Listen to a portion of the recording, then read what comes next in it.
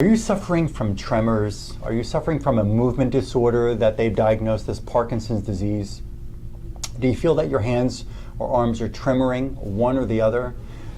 Is a leg tremoring? Do you feel like the leg just won't stop moving, and no matter how hard you try to stop it, you have no control over that limb, over that extremity? Has your walking become a bit more difficult? Is one of your legs dragging right now because this disease is advancing? Has your speech become a bit more difficult to express your words? Does it feel like you're losing control of the vocal cords?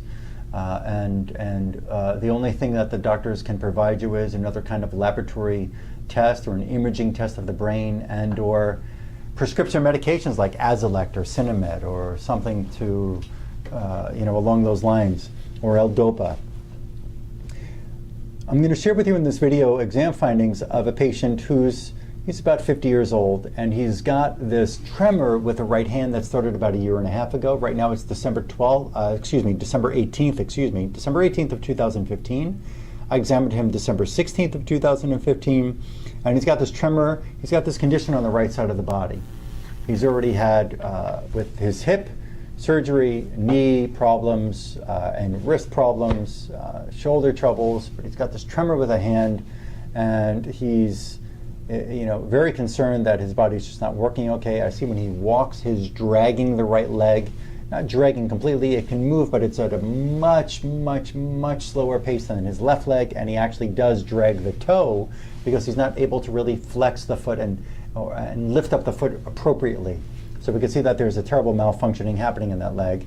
They've given him medications for his now diagnosed as Parkinson's disease condition. These medications, Azilect and Sinemet, they caused him to get high blood pressure. They caused him to get migraine, severe migraine headaches. When he brought up that both medications, Sinemet and Azilect, caused him this terrible migraine and high blood pressure condition, and he had gone to the emergency room because he felt like his head was going to explode when he started taking those medications. The doctor said, well, drop one and go to the other one. Just use one of those meds. Well, he used one of those meds, and he still had a severe migraine, which has not stopped at this point, even though he has to take ibuprofen. That does bring it down, but it doesn't cure his headache. It doesn't relieve the cause of the headache. So he has to continuously take these medications to get some relief of the terrible migraines that he's getting now. The blood pressure has been a problem. He never had blood pressure complications in his life until he took those medications. In my opinion, the doctors are not finding out why he's got the Parkinson's type of condition. They have not discovered what's causing the brain to malfunction. Yes, they can call it a diagnosed, they can diagnose it and call it a certain kind of disease, but they have not found why. And whether you want to think or believe that they're going to find a cure for this Parkinson's condition or another tremor condition, if you want to believe that, you go right ahead. But if it's going to take another 10 years, 20 years, 50 years, and you're going to keep living with this condition because you believe that there's some cure that's going to come up in a pill or in a liquid bottle, you can live with that belief system if you want to.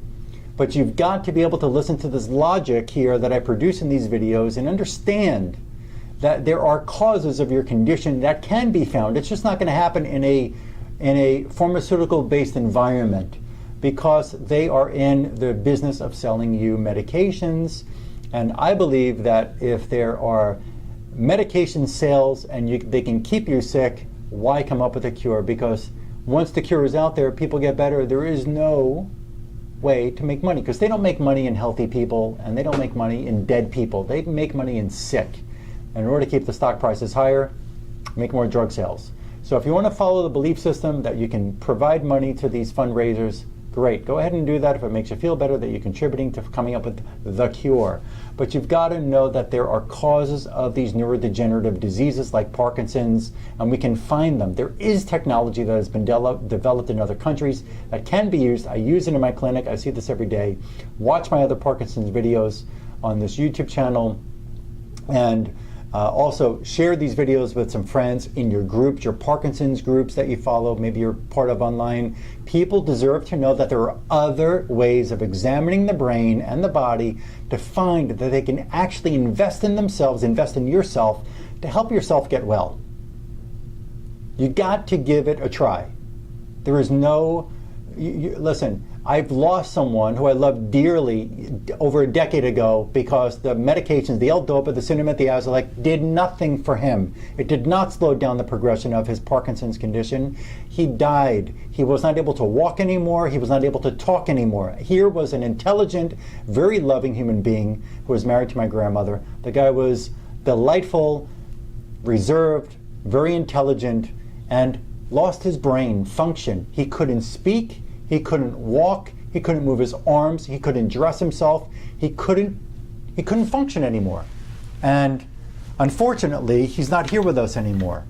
But of course, the only thing that the supposed right doctors in the environment for him, in the Parkinson's type of environment, could do is provide him L-Dopa, Sinemet, and Azilect, and it did not slow down the progression of his disease.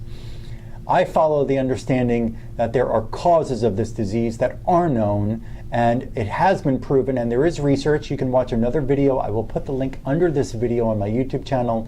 I've done extensive research, finding all documentation from laboratories around the world that have proven this. Now, let's get into this gentleman's findings that are part of the causes of his condition. And no, this is not after he follows my first protocol with him. This is before he followed the protocol.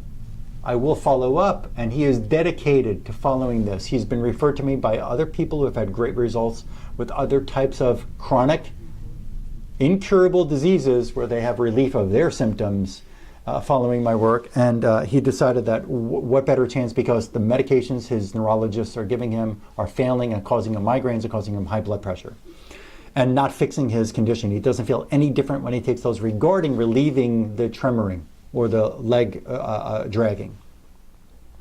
Well, it turned out in this exam, besides having the mercury so-called silver fillings in his mouth that are poisoning the brain, and he's got root canal, there's problems in the mouth that are reflexing infection and toxin to the brain. And yes, you can find those real research articles online. There is a video that's wonderful called Smoking Teeth Equals Poison Gas. Smoking teeth equals poison gas. They have proven that invisible poisonous mercury vapor comes off of these so-called silver fillings, and it poisons the brain, it could poison the heart, it could poison your red blood cell and make your whole body sick. And whatever kind of disease develops, whether it's Parkinson's or Alzheimer's or dementia or thyroid disease or cancer or whatever it is. They've also proven in a University of Calgary study where they showed that nerve cells just shriveled up when they were exposed to mercury, and mercury is in the so-called silver filling. Now listen to this.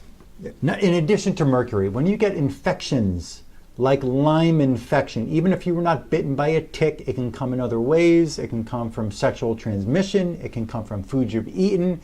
It may have also been in your bloodline and you were born with infection. Yes, you could be born with infection.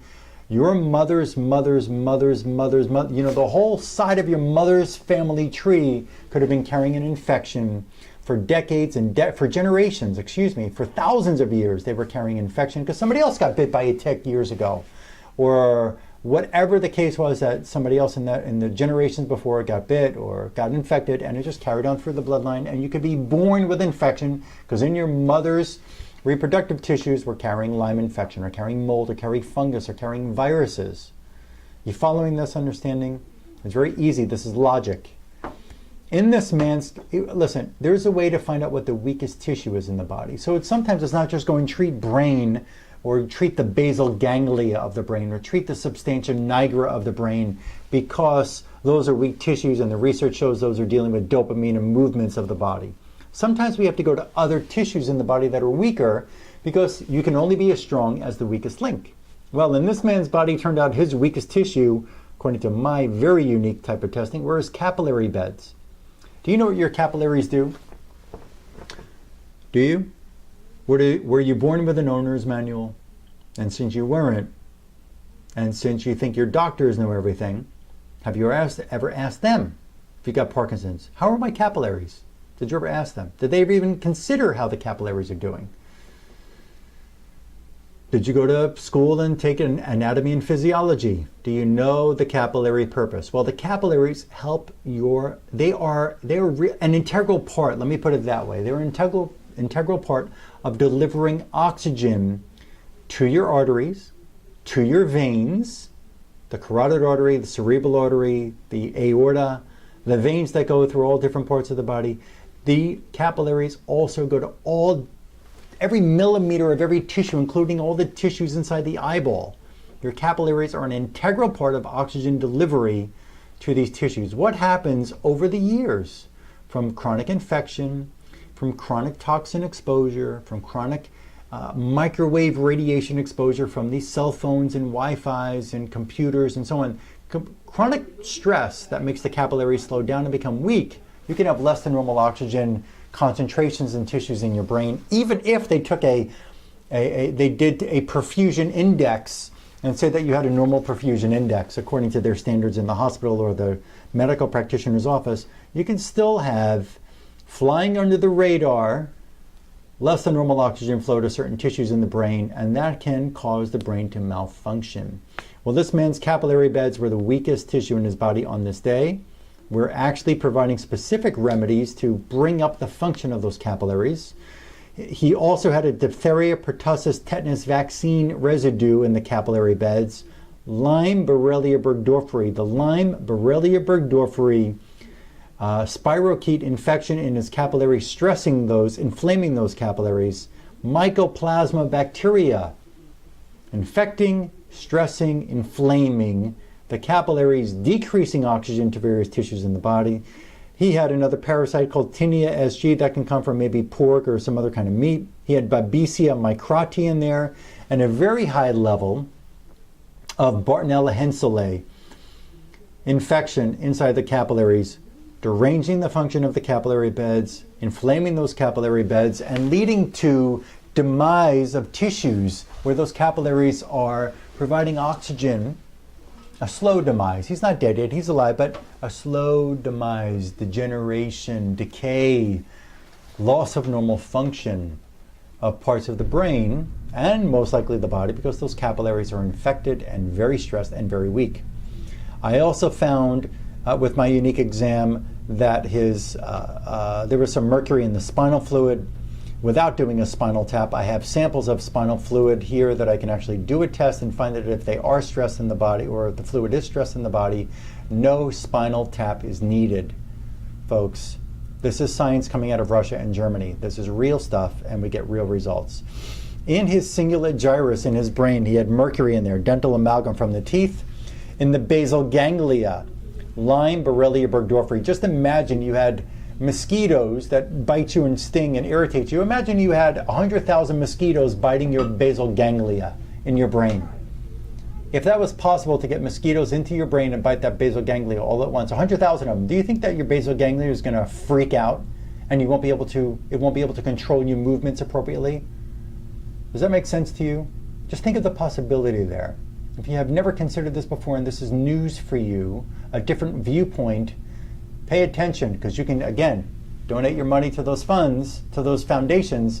Don't depend on them. You got to start acting now to find out what the hell is going on and causing you a problem in your brain and leaving you with this irregular movement problem. Lyme infection, disease in the basal ganglia. Lyme infection in the circle of Willis. The circle of Willis is an artery that's about an oblong type circle. It's called the circle of Willis, even though it's a bit of a, not really a perfect circular shape. It is the artery where the carotid arteries, the internal carotid artery and so on, they go up to the brain, but in order to get the blood up there, they connect into this circular artery called the circle of Willis, and that circle of Willis has arteries that come off of it and go through all the brain and bring blood and oxygen to all the brain tissue. He has Lyme infection in his circle of Willis, aggravating that circle of Willis, aggravating that artery, aggravating the amount of oxygen and blood supply to brain, aggravating all brain tissues, including frontal brain, including the brainstem, including dopamine production, including all of those. I've taken extensive studies, postgraduate studies in neurochemistry, all about the different parts of the brain and brainstem, about serotonin production, dopamine production, acetylcholine production, where it works in the brain, how it gets there, GABA production, where it goes in the brain, how it gets there, what can interrupt it. I've studied under one of the world's most recognized immunologists in part of this neurochemistry program in postgraduate neurology school. They had a neuroimmunology program. And this was, again, instructed and provided just amazing wealth of information by this immunologist, Dr. Vojdani. He shared with us incredible research from around the world proving that the chronic diseases like Parkinson's and rheumatoid arthritis and a whole list of different chronic ailments in the body are caused by chronic infection and chronic toxic exposure. And I'm going to tell you something else, running all the blood tests in the world, what I've done, and stool testing and saliva testing and urine testing, they're not going to find infection in the brain. They're not going to find it in the spinal cord. They're not going to find it in the adrenal gland. They won't find it in the red blood cell. They're not finding it. So I had to give up on some of these medical type practices in my own clinic because they just did not work. He also has Lyme infection in his teeth, and he's got parasitic infections in his portal vein that brings the blood into the liver. Stress to different tissues, including his blood vessels. In this case, it turns out that these are the primary tissues. Lyme infection, vaccine residues, mycoplasma, babesia parasite, Bartonella infecting the capillaries. He's got infection and mercury toxicity that's poisonous inside other arteries and the basal ganglia, the circle of Willis, in his teeth and the liver. That's what came up on the first test. Whether he is able to have a dramatic change in this first round, I'm going to tell you something.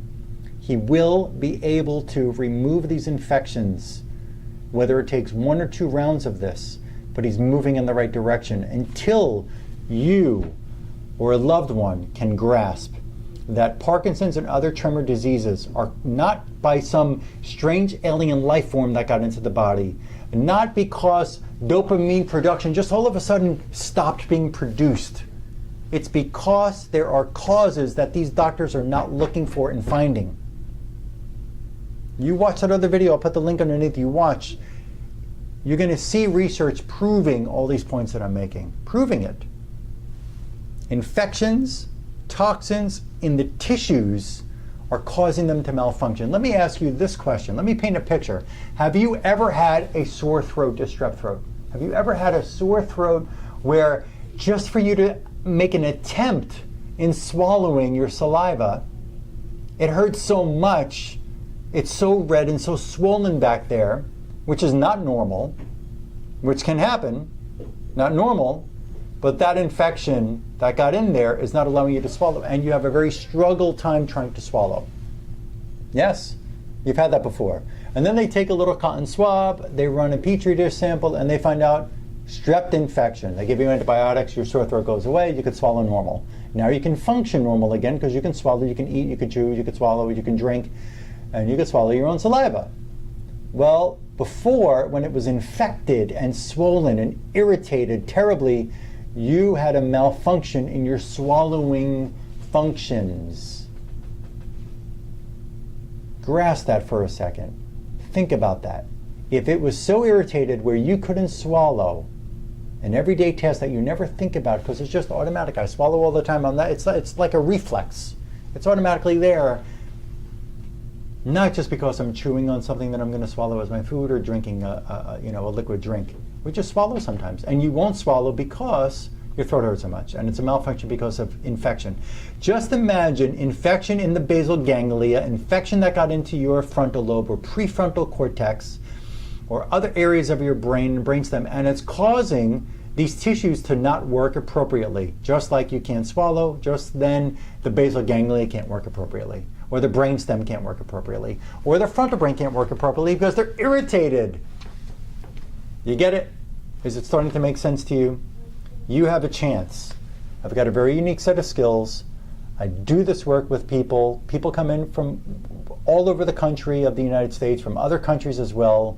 Results are sometimes pretty fast for people. Results, in some cases, might be slower for some people. The job will get done. We also have a way, I have a way, of retesting those tissues to make sure either they are clean and clear and move on to the next stress tissue, or we have still more toxin and infection in that tissue that we still have to clean up. Okay? The job can get done. I invite you to invest in yourself, get involved, and start cleaning up these tissues, and don't stay blind to the facts that are out there that these infections and toxins can cause deranged function in your brain and therefore in your body. Share this video with one friend who you know who suffers with a movement disorder, Parkinson's or another. Share this video with your Parkinson's groups. People deserve to hear this. People deserve to know that there is potentially, or I should say, there is really a protocol that will help them, and they have the potential, that's a better way to put it, to heal themselves. I don't believe that there ever is going to be a cure. There is no magic pill that's going to be created. Get rid of the infections and toxins, folks. Share this video with one friend. Subscribe on my YouTube channel. I put videos up here all the time. If you have Parkinson's, look for, or your loved one has Parkinson's, look for another set of videos that I've already done about Parkinson's. You deserve to see these differences in findings from one patient to another, and for one visit of one patient to another. And like me on my Facebook page, I put useful, very useful, different, unique information up there all the time. And you deserve to know, you deserve a way out of this horrible, horrible, horrible condition that can take your life away. It's the gift, as Michael J. Fox put it, it's the gift that keeps on taking. And it does, and I've seen it. And we felt the loss of that wonderful man in our family. You can call my clinic at 954-370-3100. That's 954-370-3100. And arrange your appointment, and we'd love to work with you and help you get the job done. Thank you for letting me come into your home, your tablet, your workstation to watch this video and share this information with you. And I look forward to helping you.